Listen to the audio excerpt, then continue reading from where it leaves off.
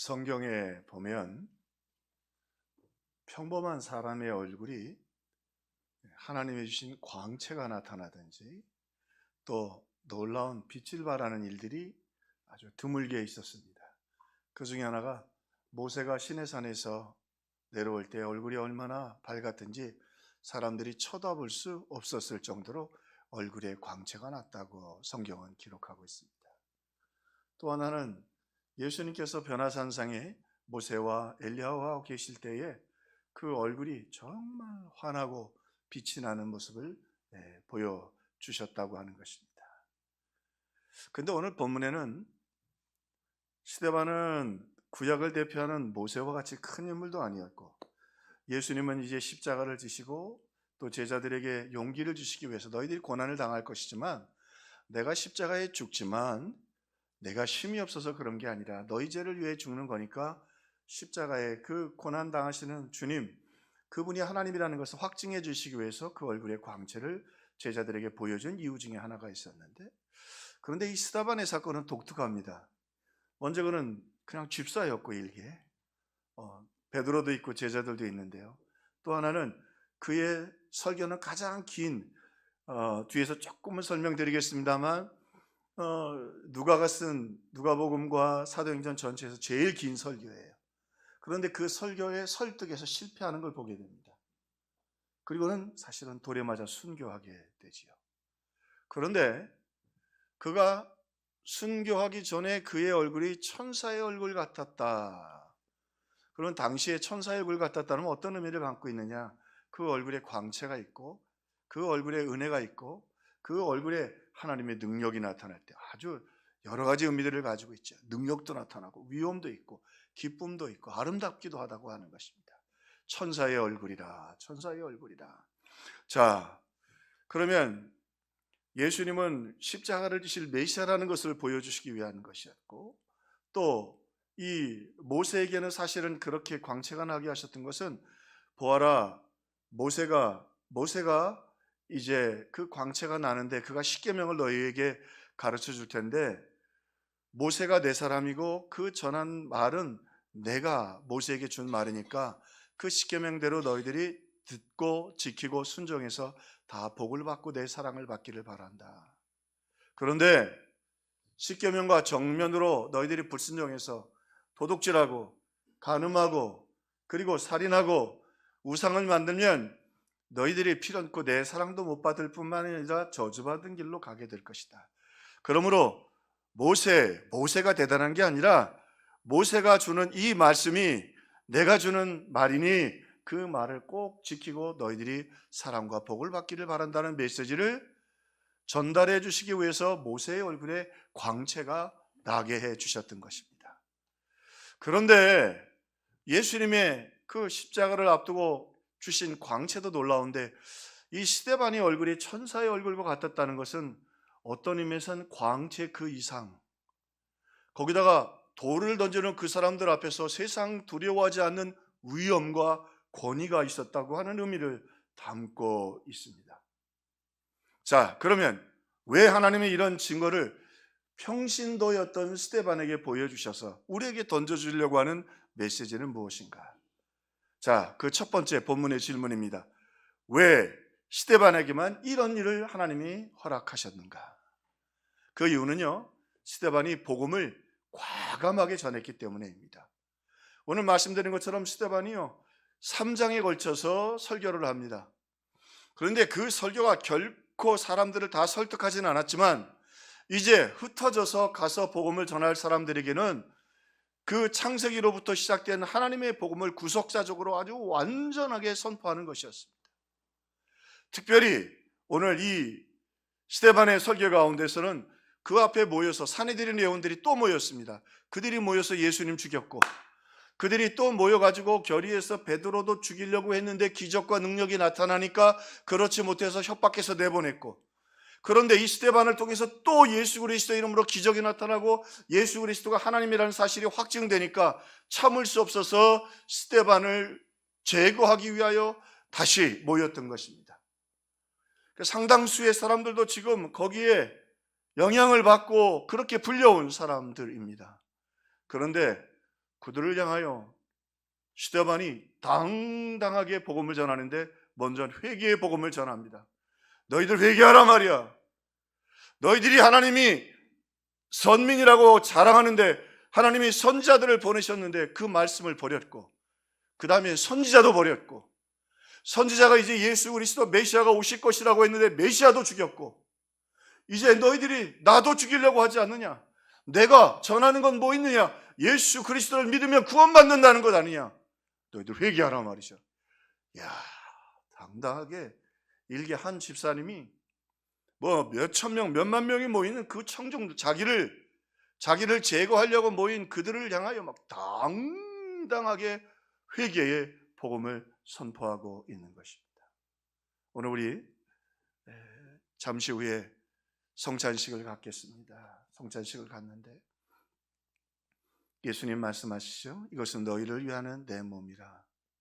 우리도 그런 죄인들인데 예수님 우리를 위하여 십자가에 죽으심으로 우리의 죄를 다 사하셨습니다. 그리고 그 피로 언약을 세우셔서 우리를 하나님의 자녀로 삼아 주셨습니다. 그래서 오늘 우리가 무엇을 구하든지 우리에게 손해가 되고 유익되지 않는 것을 하나님이 다 주시겠다고 약속을 이 언약을 통해서 허락해 주신 것입니다. 그러나 이 놀라운 은혜를, 이 놀라운 사랑을, 이 능력은 반드시 회개할 때에, 내가 죄인임을 인정할 때에 하나님의 은혜와 능력을 받게 된다고 하는 것입니다.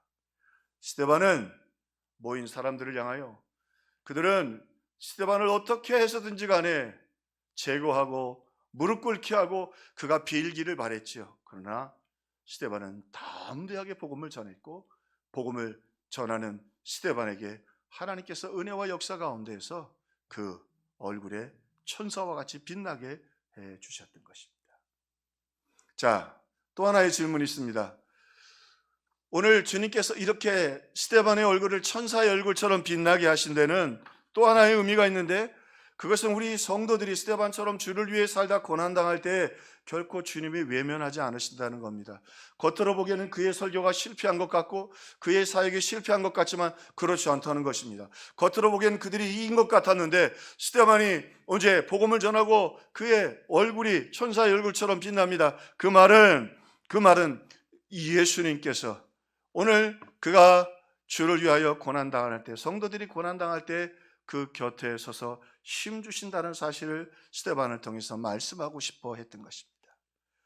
바울이 2차 감옥에 갇히게 되었습니다. 이제 순교할 것을 알게 되었습니다. 왜냐하면 로마에서는 그 죄수들을 처형할 때, 예를 들어서 종교 심판이 시작되면 종교 심판을 쭉 해요. 근데 계속 심판이 유보됐다가 순교자들이 순교가 시작되기 시작했어요. 그러니까 날짜 정도도 거의 알 만큼 바울의 순교의 날짜가 다가오고 있었어요. 바울은 지금 감옥에 있어요. 근데 바울이 뭐라고 말하냐면 지금 두려워하고 떨고 해야 되는데 주께서 내 곁에 서서 내게 힘 주시면, 바울이 오히려 찬양하고 나의 달려갈 길과 주 예수께 받은 사명, 은혜의 복음을 증거하는 일을 마치려 하면 나의 생명을 조금 더 귀한 것으로 여기지 않는다. 내가 마지막 순간이라도 주의 복음을 전하고 당당하게 주님 앞에 가리라. 어떻게 그럴 수 있어요? 아무도 모르지만 겉에서 보기에는 사형수이고 복음을 전하다 어려움을 당하고 그가 지금 감옥에 있지만 지금 바울은 자기 곁에 계시는 주님이 힘주시는 그 주님을 곁에서 느끼고 체험하고 있기 때문입니다. 두렵지 않아요. 스데반도 마찬가지예요. 세상은 모든 공포를 다 가지고 밀고 폭풍처럼 밀고 오지만 폭풍처럼 밀고 오면 뭐예요? 예수님이 그 곁에 서서 힘을 주시는데, 오늘 성찬을 대할 때에 우리가 여기 두 부류의 사람이 있습니다. 이 제사장들, 그리고 이 사람들은 돈으로 또 사람들을 매수해서 거짓말해서 스데반에게 죄를 뒤집어 씌워서 거짓 증언을 통해서 죽이는 악랄함과 독함과 잔인함이 있지만 그 같은 연장에 아무리 그렇게 사탄이 그들을 동원해서 해도 스데반의 마음에 그 있는 하나님이 주시는 그 은혜를 아무도 빼앗을 수 없었던 것입니다. 주께서 내 곁에 서서 힘 주심을, 오늘 성찬과 예배를 통해 이 힘과 이 은혜를 충만하게 누리는 저와 여러분이 되기를 주님의 이름으로 축원합니다. 우리 성찬할 때도 그 믿음을 가지고 구하는 마음으로 주님 내게 그 바울에게 주셨던, 스데반에게 주셨던 힘을 주시옵소서. 주님 여기 계십니다. 또 스데반을 통해서 우리가 고난당할 때, 성도들이 고난당할 때 우리 주님 성령을 충만케 하십니다. 오늘 본문에 보면 어쩔 수 없죠. 거기 그리스도인들이, 예수 믿는 사람들이 뿔뿔이 흩어졌다. 흩어질 수밖에 없었죠. 감옥에 이후에 변화됐지만 사울이 사람들을 잡아다 다 감옥에 집어넣고 매질하니까 일단 도망하고 봐야죠. 도망을 했어요. 흩어지는데 놀라운 일이 생기기 시작했습니다. 어떤 일이 생기기 시작했느냐? 예수님께서 도망하던 그 엠마오로 가는 제자들을 찾아갔습니다.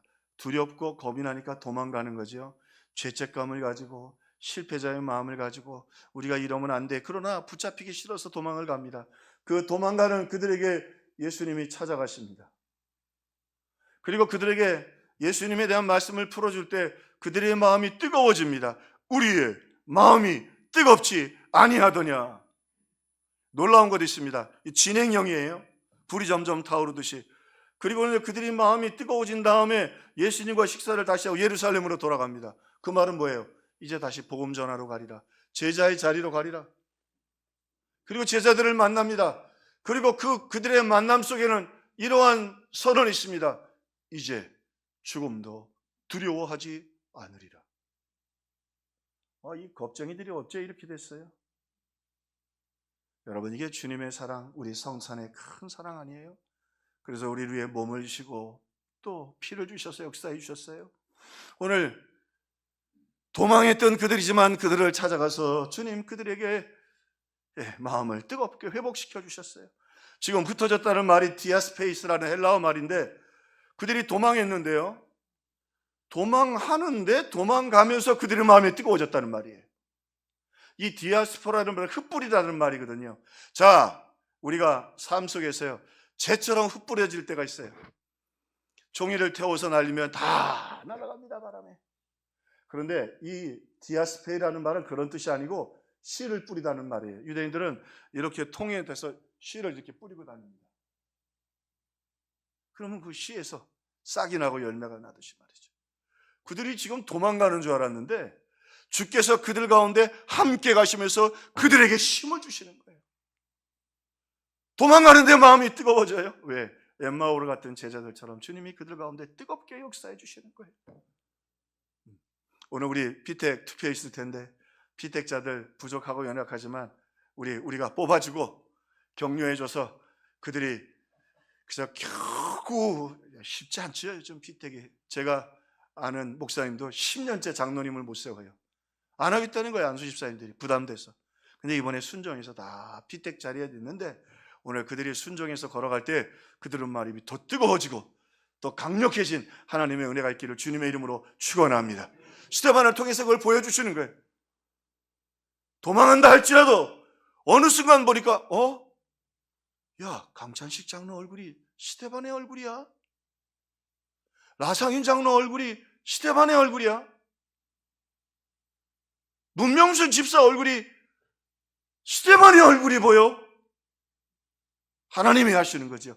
그런 역사가 우리 평화교회 가운데 있기를 주님의 이름으로 축원합니다. 그래서 일개 집사를 세우시는 거예요. 또 하나, 오늘 스데반의 그 얼굴이 천사 얼굴처럼 변하게 하시면서 하나님 주시는 은혜는 뭐냐면, 그 성도들이 힘들고 어려울 때, 고난당할 때 하늘의 평강을 주신다. 하늘의 평강을. 스데반의 천사의 얼굴이라고 말하는 것은 이 땅의 평강을 얘기하는 게 아니죠. 이 땅의 평강을 얘기하는 게 아니에요. 이 땅의 모든 악하고 못된 것을 동원해서 스데반을, 그리고 짓눌러서 사탄이 무릎 꿇고 살려달라고 빌라고 그럴 줄 알았던데, 그 사탄의 말이죠, 여러분, 거대한 우리 중국 영화 보면 중국 사람들 그거 많이 하죠. 몇만 명씩 막 엑스트라 동원해가지고 삼국지 촬영해. 몇만 명이 다가와서 그 하나 스데반을 짓밟으려고 하는데, 낙엽 받듯이 질근질근 맑아가지고 가루로 만들 줄 알았는데, 여러분, 돌을 던져도 스데반의 얼굴에는 하늘로부터 주시는 하나님의 평강이 있었어요. 그거 놀라운 평화가 내게 있네. 이 세상에는 없는 평화. 아무도 그렇게 감당할 수 없는 그의 얼굴에 저 하늘에 평화로다. 하늘 위에서 내려오네. 할렐루야. 그 사랑이 영원토록 내 이 영혼을 회복시켜 주시네. 돌을 던져도 비난을 해도 그의 얼굴에 그 광채를 막을 길이 없어요. 왜? 그 평화는 하늘에서 오기 때문이었습니다. 오늘 우리 특별히 성찬 주신 이유는 오늘 여러분 믿음으로 복음 전하며 살 때 마음 졸이고 힘들고 목사가 자꾸 몰아붙이고 전도하자고 하고 되지는 않고 힘들고 그래도요 태신자를 가슴에 품어야 여러분 우리의 얼굴이 천사의 얼굴처럼 하나님의 임재가 있습니다. 태신자 가슴에서 놓지 마세요. 복음을 붙잡고 있을 때 하나님의 권능이 임합니다. 그러나 또 여러분 우리의 삶의 현장에서 아프고 고난당할 때 스데반처럼 피할 길이 없을 것 같지만요 걱정하지 마세요. 우리 하나님, 우리 주님 우리 곁에 서서 힘 주십니다. 주께서 내 곁에 서서 힘 주심을. 할렐루야. 성령 충만함 주십니다. 도망가는 것 같은데 실패 망한 것 같은데 끝난 것 주님이 나와 함께 가시면서 내 마음을 뜨겁게 하십니다. 우리의 마음 우리 성찬은 특별한 은혜가 있는 시간입니다. 주님 내 마음 다시 뜨겁게 해 주옵소서. 내 마음을 저거 내가 투표할 때 안수 집사 찍을까 말까 했는데 이렇게 큰 일꾼이 될지는 상상도 못했네. 그런 기적이 일어나기를 주님의 이름으로 축원합니다. 이 땅에 아프고 힘듭니다. 아무런 희망이 없습니다. 여러분 이 땅의 것으로 안 될 때 하늘의 평화가 임합니다. 평화로다. 하늘 위에서 내려오네. 아침에 기도하면 우리 특별히 아프고 힘든 성도들 생각이 납니다. 우리 특별히 차숙자 권사님 수술하고 기도할 때 하나님 하늘의 평강을 주옵소서. 하늘의 평강을 주옵소서. 하늘의 평강을 주옵소서. 그 침상에서도 찬송하게 하옵소서. 오늘 그 은혜들이 그 하늘의 평강과 곁에서 주시는 주님의 힘 주심과 성령의 우리의 가슴을 뜨겁게 하는 역사가 오늘 성찬과 이 예배를 통해 저와 여러분의 심령에 부어지기를 주님의 이름으로 축원합니다.